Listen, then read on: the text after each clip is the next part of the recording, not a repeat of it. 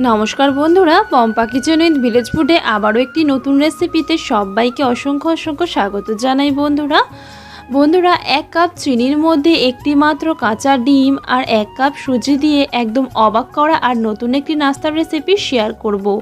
আপনারাও এই নাস্তার রেসিপিটি দেখার পর একদমই অবাক হয়ে যাবেন যে সুজি আর ডিম চিনি দিয়ে এত সুন্দর একটি রেসিপি বানিয়ে নেওয়া যায়। সম্পূর্ণ দেখতে থাকুন বন্ধুরা, আশা করছি আপনাদের ভীষণ ভালো লাগবে আর বাড়িতে একবার তৈরি করার পর কিন্তু বারবার বানানোর জন্য রিকোয়েস্ট আসবে। তো চলুন বন্ধুরা রেসিপিটা শুরু করা যাক। তো প্রথমে আমি একটি ফ্রাইং প্যানের মধ্যে দিয়ে দিচ্ছি 1 কাপ পরিমাণ চিনি আর তারপরে দিয়ে দেব একটি মাত্র কাঁচা ডিম। আমি একটি মাত্র কাঁচা ডিম দিয়ে তৈরি করে দেখাচ্ছি, আপনারা চাইলে 2টা ডিম দিয়েও তৈরি করতে পারেন। তারপর এর মধ্যে দিয়ে দিচ্ছি আমি 3/4 কাপ পরিমাণ সুজি।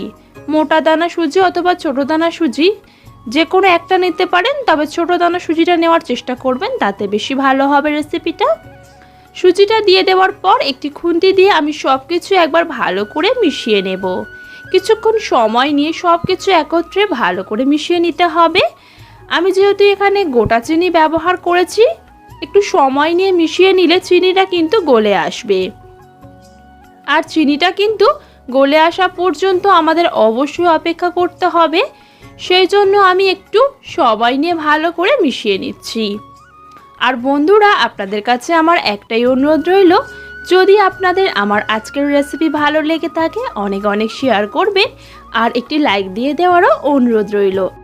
আর বন্ধুরা, যদি আপনাদের হাতে সময় কম থাকে তাহলে গোটা চিনি না ব্যবহার করে এখানে গুঁড়ো চিনিও ব্যবহার করতে পারেন।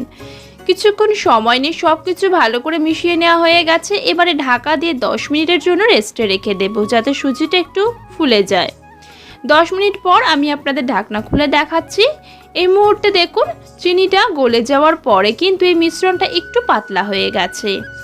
তো এইরকম মিশ্রণের মধ্যে এবারে আমি আরও যে উপকরণগুলো দেব সেগুলো এবারে অ্যাড করে দেব। প্রথমেই আমি এখানে দিয়ে দিচ্ছি 1 কাপ পরিমাণ জিরে। যে কোনো জিরে আপনারা এখানে নিতে পারেন, সেটা নিয়ে কোনো সমস্যা নেই। তারপর এখানে অ্যাড করে দিচ্ছি 1/2 কাপ পরিমাণ আটা। আমি এখানে প্যাকেটের যে লাল আটা হয় সেটা নিয়েছি, আপনারা চাইলে সাদা আটা দিয়েও বা ময়দা দিয়েও বানাতে পারেন। তারপরে অ্যাড করে দিচ্ছি পরিমাণ মতন লবণ আর দিয়ে দিচ্ছি 3টে ছোট এলাচ আমি থেতো করে নিয়েছিলাম, সেটাও এখানে দিয়ে দিলাম।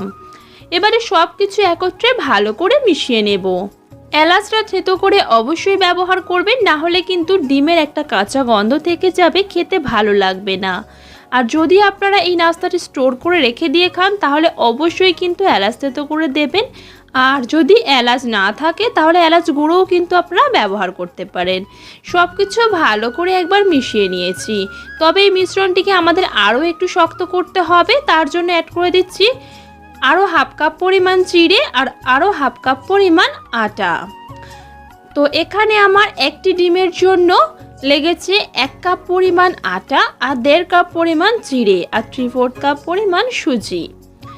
সব কিছু ভালো করে মিশিয়ে নেব। আর একটা শক্ত ডো কিন্তু এখানে তৈরি করতে হবে, নরম ডো তৈরি করলে কিন্তু হবে না। আমি কিছুক্ষণ খুন্তি দিয়ে ভালো করে মিশিয়ে নিয়েছি, তারপর হাত দিয়ে ভালো করে আটা মাখার মতন ঠেসে ঠেসে মেখে নেব। আর এই মিশ্রণটিকে খুব ভালো করে হাত দিয়ে কিন্তু মেখে নিতে হবে। তো আর একটু শক্ত করে মাখতে হবে, যেরকম রুটি পরোটার জন্য ডো মাখা হয় ঠিক ওরকমভাবে ডোটাকে আমি খুব সুন্দর করে মেখে নিয়েছি। এবার এই ডোটাকে আমি আবারও রেস্টে রেখে দেব 10 মিনিটের জন্য। যেহেতু চিড়ে দিয়েছি, চিড়েটাও কিন্তু একটু নরম হওয়ার ব্যাপার থাকে, সেই কারণে। তো দেখুন আমি 10 মিনিট পর আপনাদের ডোটা দেখাচ্ছি। চিড়েটা কিন্তু বেশ নরম হয়ে গেছে আর ডোটা আরও একটু শক্ত হয়ে গেছে। এবারে আমি নাস্তাটিকে তৈরি করে নেব। তার জন্য আমি এখানে একটা প্লেটের মধ্যে সামান্য তেল নিয়েছিলাম, তেলটা প্লেটের মধ্যে ভালো করে মাখিয়ে নিচ্ছি। তারপর হাতের মধ্যেও খুব ভালো করে মেখে নেব। এবারে আমি যে ডোটা তৈরি করেছিলাম সেই ডো থেকে কিছুটা অংশ নিয়ে নেব। ছোট্ট ছোট্ট একদম লেবুর মতন সাইজের ডো নিয়ে হাতের মধ্যে প্রথমে গোল করে নিয়েছিলাম। তারপর 2 হাতের সাহায্যে আমি এরকম চ্যাপটা চ্যাপটা আর গোল গোল করে নাস্তাগুলিকে তৈরি করে নিচ্ছি। এরকম পাতলা পাতলা করেই তৈরি করতে হবে, কেননা পরে এই নাস্তাগুলি কিন্তু আবারও ফুলে উঠবে, সেই হিসেবেই তৈরি করতে হবে। আমি এখানে নাস্তাগুলিকে একদমই সহজভাবে একদম চ্যাপ্টা চ্যাপ্টা আর গোল গোল করে তৈরি করছি বন্ধুরা। আপনারা চাইলে কিন্তু আপনাদের পছন্দ মতন যে কোনো শেপে তৈরি করতে পারেন। আর এইভাবেই আমি সমস্ত নাস্তাগুলিকে তৈরি করে নেব। তো দেখুন বন্ধুরা, আমি সমস্ত নাস্তাগুলিকে সুন্দর করে কিন্তু বানিয়ে নিয়েছি। এবারে চলে যাব এই নাস্তাগুলিকে তৈরি করে নেওয়ার জন্য। তার জন্য একটি ফ্রাইং প্যানে দিয়ে দিচ্ছি পর্যাপ্ত পরিমাণ সাদা তেল। আর তেলটা হালকা করে গরম হয়ে গেলে একটা একটা করে নাস্তা এইভাবে তেলের মধ্যে ছেড়ে দেব। এই সময় কিন্তু গ্যাসের ফ্লেমটা একদম লোতে রয়েছে। আর নাস্তাগুলি দিয়ে দেওয়ার পর একটা চামচ দিয়ে এইভাবে ওপর থেকে তেল দেব। আর নাস্তাগুলিকে উল্টে পাল্টে ভেজে নেব। এক সাইডে যেন বেশিক্ষণ রাখবেন না, তাহলে কিন্তু এক সাইডে লালচে রং এসে যাবে আর অপর সাইডটা ভালো রং আসবে না। আর এছাড়া ভেতর থেকে কিন্তু ভালোভাবে হবে না। তাই লো হিটে কিন্তু এগুলোকে ভেজে নিতে হবে। আর দেখবেন নাস্তাগুলি কিন্তু ভাজতে ভাজতে অনেকটাই ফুলে উঠবে। কিছুক্ষণ সময় নিয়ে উল্টে পাল্টে ভেজে নিয়েছি।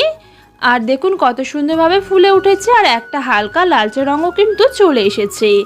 এবারে আমি নাস্তাগুলিকে তেল ঝরিয়ে উঠিয়ে নেব।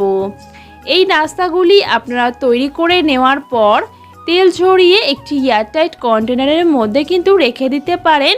প্রায় 15 থেকে 1 মাস পর্যন্ত ভালো থাকবে। আর আপনারা এটা রেখে দিয়ে খেতে পারবেন। যখন খুশি ইচ্ছে হবে এটিকে বিস্কিটের মতন অথবা কেকের মতন হালকা ফুলকা খিদের জন্য কিন্তু বানিয়ে আপনারা খেতে পারেন। এইভাবে আমি দ্বিতীয় পর্যায়ের নাস্তাগুলিও দেখুন ভেজে নিয়েছি। আর এই নাস্তাগুলি কিন্তু খেতে দুর্দান্ত হয় বন্ধুরা। ওপর থেকে বেশ মুচমুচে আর ভেতর থেকে হালকা একটু সফট হয়। তো দেখুন বন্ধুরা, আমার এখানে সমস্ত নাস্তাগুলি তৈরি করে নেওয়া হয়ে গিয়েছে। একটা আমি আপনাদের সঙ্গে ভেঙে শেয়ার করছি। দেখুন ভেতর থেকেও কিন্তু খুব সুন্দরভাবে কুক হয়ে গেছে। অবশ্যই কিন্তু আপনারা লো হিটে এই নাস্তাগুলিকে ভেজে নেবেন, তাহলে কিন্তু ভেতর থেকে খুব ভালোভাবে তৈরি হয়ে যাবে। আর কতটা মুচমুচে হয়েছে আশা করছি আপনারা কিন্তু আওয়াজ শুনেই বুঝতে পেরেছেন। আমি কয়েকটা নাস্তা আপনাদের সঙ্গে ভেঙেও শেয়ার করেছি। ভেতর থেকে একদম পারফেক্টভাবে রান্না হয়ে গেছে। আর যারা একদমই তেল খেতে পছন্দ করেন না, তারা চাইলে এখানে নাস্তাগুলিকে কিন্তু মাইক্রোওভেনেও তৈরি করে নিতে পারেন। কেকের মতন করে বেক করেও নিতে পারেন। তো বন্ধুরা, আমার আজকের এই সুজি চিড়ের বিস্কিটের রেসিপি আপনাদের কেমন লেগেছে অবশ্যই কিন্তু কমেন্টে জানাবেন। আর অনেক অনেক শেয়ার করারও অনুরোধ রইল। আর বন্ধুরা, আমার আজকের এই ডিম সুজির রেসিপি ছাড়াও আমার চ্যানেলে আরও ভিন্ন ভিন্ন স্বাদের ডিম সুজির রেসিপি দেওয়া রয়েছে। আমি লিঙ্ক ডেসক্রিপশন বক্সে দিয়ে দেবো, আপনারা চাইলে চেক আউট করে নিতে পারেন। তো বন্ধুরা, সবাই ভীষণ ভালো থাকবেন, সুস্থ থাকবেন। আবারও নিয়ে আসবো আপনাদের জন্য একদম ভিন্ন স্বাদের আর সহজ রেসিপি নিয়ে। ধন্যবাদ বন্ধুরা।